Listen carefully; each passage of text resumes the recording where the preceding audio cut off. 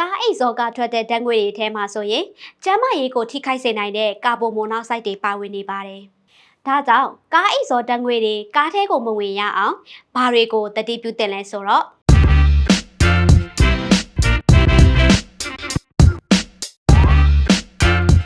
ကိုထောင်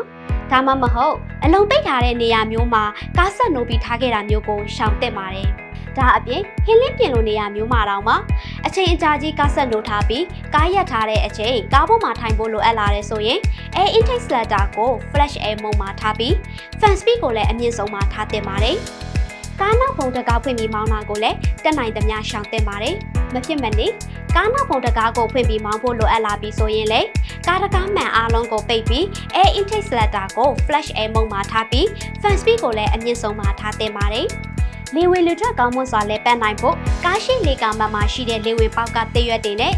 အခြားသောပိတ်ဆို့စေနိုင်တဲ့အရာတွေကိုလည်းအမြဲတတိပြုရှင်းလင်းပေးဖို့လိုအပ်ပါတယ်။ဒါအပြင်အိတ်ဆောစနစ်မှာလည်းပျက်စီးမှုတွေယိုစိမ့်မှုတွေရှိမရှိကိုအခါအားလျော်စွာစစ်ဆေးမှုတွေပြုလုပ်ပြီးတော့